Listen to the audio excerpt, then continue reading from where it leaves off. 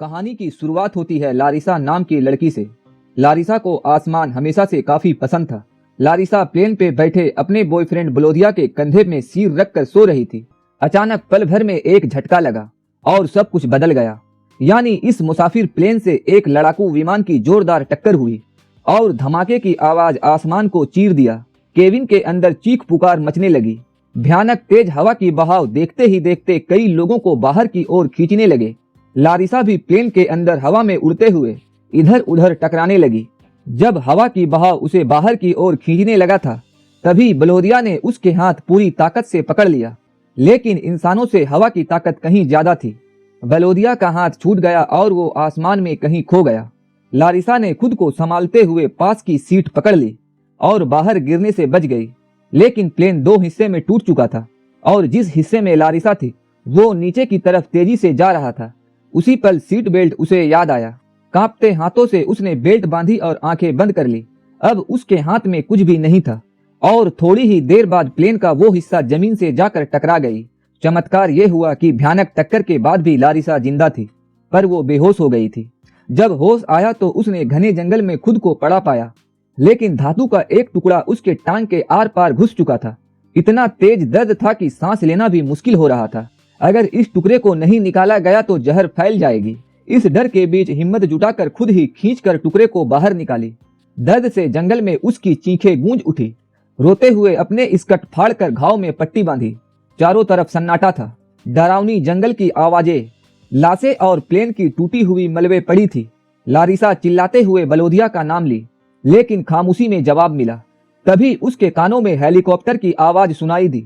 Larissa चिल्लाते हुए अपना मफलर हवा में लहराने लगी, लेकिन हेलीकॉप्टर आगे निकल चुका था। अफसरों को यकीन नहीं था इतनी ऊंचाई से गिरकर कोई जिंदा बच सकता है। उसके आंखों के सामने आखिरी उम्मीद भी उसे छोड़कर जा रहा है, लेकिन उसने हार नहीं मानी। वो समझ चुकी थी जिंदा रहने के लिए खुद ही रास्ता बनाना होगा। चारों तरफ जंगल में इधर खोज जारी था, लेकिन जगह जगह सिर्फ लाशें ही मिल रही थी। कोई जिंदा नहीं बचा था। बाद में वापस वही हेलीकॉप्टर लौटा, क्योंकि पायलट को लगा था कि कोई मदद मांग रहा है। इधर लारिसा की मां राइसा हादसे की खबर सुनते ही एयरपोर्ट पहुंच चुकी थी। कर्मचारियों ने वहां उसे इस दुर्घटना को सड़क दुर्घटना बता रहा था। राइसा को यह सुनकर शक हुआ, बेटी तो उसकी विमान में थी, फिर ये लोग झूठ क्यों बोल रहा है। इधर अकेला जंगल में लारिसा ब्लोदिया को ढूंढना चाहती थी। तभी भूखे चीते का सामना उसे रास्ते में करना पड़ा। इतने में हेलीकॉप्टर की तेज आवाज ने चीते को भगा दिया और लारिसा बच गई। लेकिन जंगल के रास्ते सफर जारी था। कुछ दूर चलते ही वो दलदल में फंस गई। निकलने की हर कोशिश के बावजूद वो और भी धंसते जा रही थी। तभी एक पतली पेड़ पर उसकी नजर पड़ी। उस पेड़ को पूरी ताकत से पकड़कर खुद को बाहर खींच लिया और आगे बढ़ने लगी। पर मुसीबत अभी खत्म ही नहीं हुई थी कि वो पहाड़ चढ़ते हुए फिसल गई और नीचे की तरफ गिर पड़ी, जहां दोबारा उसी चीते से सामना हो गया। लारिसा बिना आवाज किए वहां से जाने ही वाली थी कि चीते ने उसे देख लिया और हमला करने के लिए उसका पीछा करने लगा। लेकिन कुछ दूर भागते ही वो दोबारा फिसल गई और एक गहरे गड्ढे में गिर पड़ी। यानी किस्मत ने उसे फिर एक मौका दिया। चीते की परछाई देखते ही वो दीवार में चिपक गई और चीते गड्ढे में देखे बिना वहां से चला गया। इसके बाद लारिसा भूख, दर्द और प्यास के साथ धीरे धीरे रास्ते में चल रही थी। तभी उसे रास्ते में एक लाइटर मिला, जिसे देखकर उसके चेहरे में चमक आ गई। उसे लगा इससे वो आग जला सकती है और खाने के लिए भी कुछ पका सकती है। रास्ते में मिले खाने के डब्बे में कुछ खाना था, जिसे खाकर उसे कुछ राहत मिली। इधर अफसरों की मीटिंग हो रही थी। मुसाफिर जहाज से फाइटर प्लेन के टकराने का सच सामने आ चुका था। इस वजह से अफसरों ने इस हादसे को दबाने का फैसला किया था। लारिसा हर मुमकिन कोशिश के बाद जहाज के आगे वाले हिस्से तक पहुंच चुकी थी। उसे लग रहा था ब्लोदिया भी जिंदा होगा। वो यूं उसे अकेला छोड़कर नहीं जा सकता, लेकिन अब उसे नदी पार करनी थी। पानी का बहाव काफी तेज था। किसी तरह हिम्मत करके वो आगे की तरफ बढ़ती है, लेकिन पांव फिसलकर वो नदी में गिर गई और पानी के लहरों में बहने लगी। किसी तरह मुश्किल से नदी पार कर ली और एक किनारे तक पहुंच गई।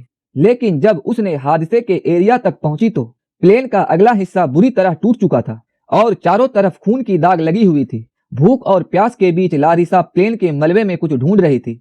तभी उसकी नजर एक फायर गन पे पड़ती है। उसे फिर एक उम्मीद मिली। वो बिना सोचे फायर गन में गोली डाली और दाग दी। लेकिन बदकिस्मती से बचाव टीम उस वक्त आसमान पे मौजूद नहीं था। जब वो दूसरी गोली गन में डाली तो उसे याद आया कि बिना वजह गोलियां बर्बाद करने से कोई फायदा नहीं होगा। इस गोली का इस्तेमाल वो तब करेगी जब बचाव टीम उसके रेंज में होगा। कुछ ही देर बाद मौसम काफी बिगड़ने लगा।